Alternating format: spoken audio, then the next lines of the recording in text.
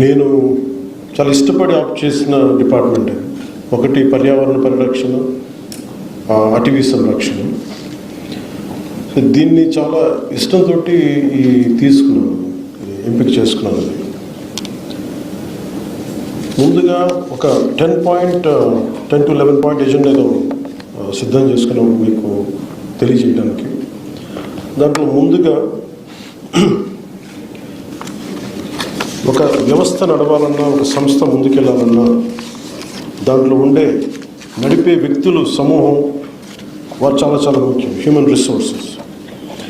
అందుకని నాకు ముఖ్యంగా రివ్యూ మీటింగ్స్ కొంత వచ్చినప్పుడు నాకు ఒకటే తెలిసింది, ముందు భద్రత సిబ్బంది కొరత ఉంది. ఫస్ట్ నాకు అనిపించింది సిబ్బంది కొరత ఉంది. సో ఇక్కడున్న అటవీ శాఖ అధికారులు, డిఎఫ్ఓలు అందరికీ కూడా మీకు వర్క్ లోడ్ చాలా ఎక్కువ ఉంటుంది మీకు. సో ఇది మీకు వారసత్వంగా వచ్చిన issues, it could be financial issues కావచ్చు రాష్ట్రానికి. కానీ ముందస్తుగా నేను పదే నేను క్యాబినెట్ మీటింగ్లో చర్చిస్తూ ఉన్నాను, ముందు సిబ్బంది కొరతను ఎంతైనా అడ్రస్ చేయాలి అనేది. అలాగే మనం డ్యూటీలో ఉన్నప్పుడు సిబ్బందికి ఎలాంటి ఇబ్బందులు ఉన్నాయి. ఉదాహరణకి ఇందాక చెప్పినట్టు, అధికారులు చెప్పినట్టుగా మనం శ్రీశైలంలో ఈ వారి మీద దాడి కానీ, ముందుగా అధికారులకు కానీ సిబ్బందికి కానీ చేసే విధి నిర్వహణలో భయం లేకుండా నిర్వర్తించగలిగితే, మాకు విధి నిర్వహణలో మమ్మల్ని ఏదన్నా ఆటంకాలు ఎదురొచ్చినా కానీ మేము నిలబడాలి అంటే ఖచ్చితంగా అది మనందరం ఒక సమిష్టి కృషి చేయాలి. దానికి ఒక బాధ్యత గల మంత్రి పొజిషన్లో ఉన్న నేను, నా main concern, primary concern first అటవీని సంరక్షించాలి అంటే ముందు అధికారుల భద్రత చాలా చాలా కీలకం. సో దాని మీద ప్రత్యేకించి నేను చాలా స్పష్టత ఉంది.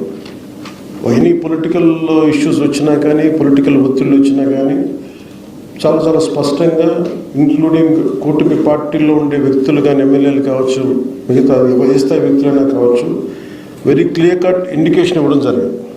ఎట్టి పరిస్థితుల్లో కూడా మీరు లైన్ దాటకుండా డ్యూటీ చేసే అధికారులని మీరు ఎట్లా ఇబ్బంది పెడితే మటుకు కాన్సిక్వెన్సెస్ చాలా 100% అప్లై అవుతాయి. దయచేసి ప్లీజ్ అనేది దాంట్లో భాగం మీరు చేసుకుంటూ వచ్చాం.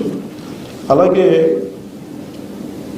ఫ్రంట్ లైన్ అటవీ సిబ్బంది చాలా కష్టమైన పరిస్థితులు పనిచేస్తూ ఉంటారు. వారి భద్రతా సంక్షేమం కోసం ఈ ప్రభుత్వం ఎల్లప్పుడూ కట్టుబడి ఉంటుంది.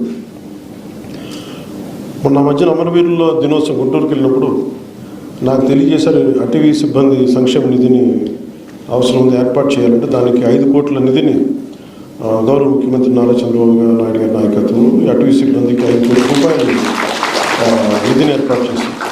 సో మిగతా మెయిన్ పాయింట్స్కి వెళ్ళబోయే ముందు just I would like to conclude this point. మీ భద్రత అలాగే సిబ్బంది కొరత ఇవి మా దృష్టిలో ఉన్నాయి. చాలాసార్లు రాహుల్ పాండే గారు కానీ ఇంతకు ముందున PCCF గారు కూడా చెప్పారు, ఇది దృష్టిలో ఉంది. నేను ఛార్జ్ తీసుకున్నంత లోపే దీన్ని I try to address it as best as I can. I give you that.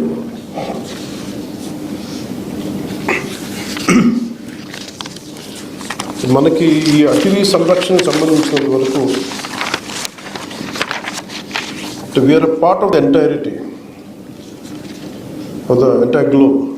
ముఖ్యంగా మన ఆంధ్రప్రదేశ్ రాష్ట్రానికి వస్తే 22% మంది ఫారెస్ట్ కవరేజ్. తర్వాత మిగతా డీనోటిఫైడ్ ఫారెస్ట్ కూడా తీసుకుంటే దాదాపు అరౌండ్ 31% ఉంటుంది.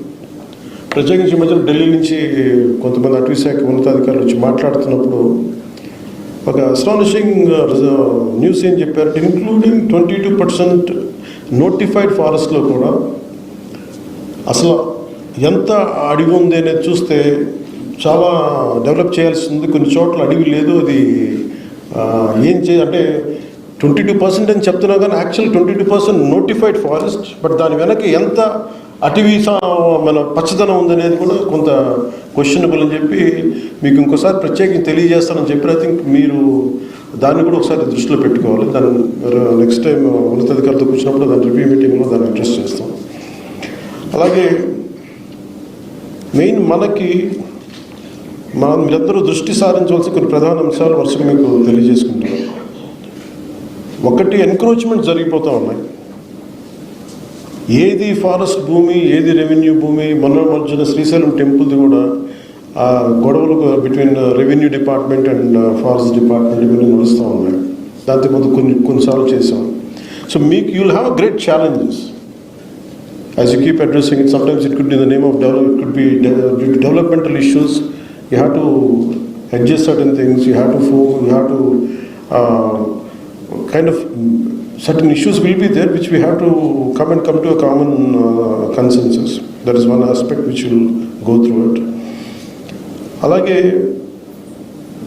ఈ ఎన్క్రోచ్మెంట్కి సంబంధించి మేము లీడ్ తీసుకున్నాక చిత్తూరులో కూడా అంతకుముందు చేసిన మినిస్టర్స్ కూడా ఈ డిపార్ట్మెంట్ హెడ్ చేసిన వాళ్ళు ఇది వాళ్ళ స్వంత ఆస్తిలాగా వాళ్ళు ఎన్క్రోచ్ చేశారు.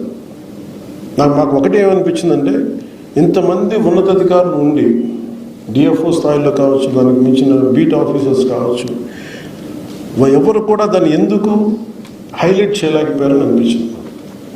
కనీసం దాన్ని ఎందుకు దీన్ని ఇంత బలంగా తీసుకురాలేకపోయారు, పబ్లిక్లోకి ఎందుకు తీసుకురాలేకపోయారు అనిపించింది. అందువల్ల ఏంటంటే మీ ప్రథమ బాధ్యత, మనందరి ప్రథమ బాధ్యత to protect the forest.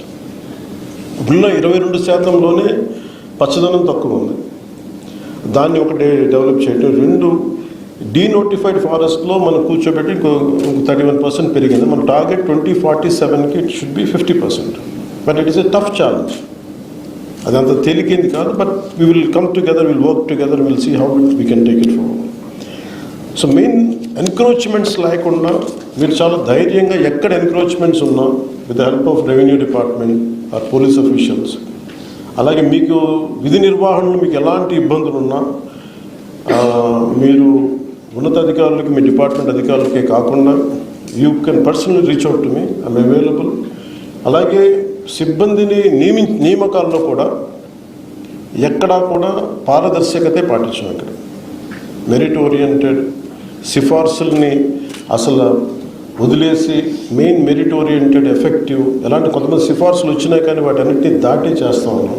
So I want to give you the assurance to all the dynamic officials that we are there to stand by you. I will be personally there to stand by you, apart from all the officials of great integrity sitting on this dais today.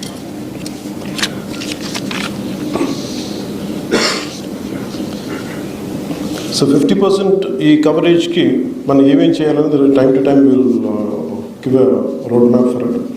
అలాగే Andhra Pradesh great green wall మనం start చేసింది ఎక్కువ ప్రభుత్వం వచ్చాక. మన తీర ప్రాంతం అంతా శ్రీకాకుళం నుండి నెల్లూరు వరకు వ్యాపించే గ్రేట్ గ్రీన్ వాల్ చాలా గొప్ప ప్రయత్నం. ఇది మనకి బెనిఫిట్. ఒక 974 కిలోమీటర్ల ఈ తీర ప్రాంతం పొడవు ఉంది.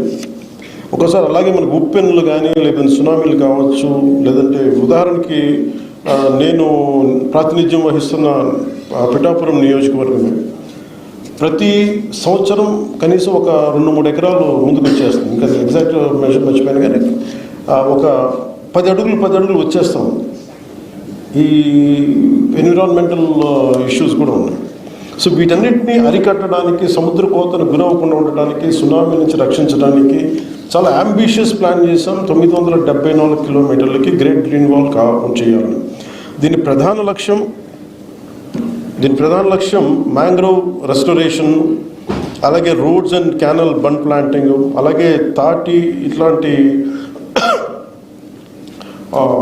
పండానోస్ అనే సాంప్రదాయ తీర ప్రాంత జాతుల అభివృద్ధిని చేయటం. ప్రతి తీర ప్రాంతానికి స్పష్టమైన కాలపరిమితులు ఉండాలి. ఈ ప్రాజెక్టు విపత్తు నిరోధకని నిరోధిస్తుంది. జీవనోపాధులని, అంటే దాని మీద ఆధారపడ్డ వ్యక్తులని, లోకల్ కమ్యూనిటీస్ అందరికీ చాలా హెల్ప్ అవుతుంది. అలాగే తీర ప్రాంత ప్రజల తాలూకు జీవన భద్రతని ఇది పెంచుతుంది.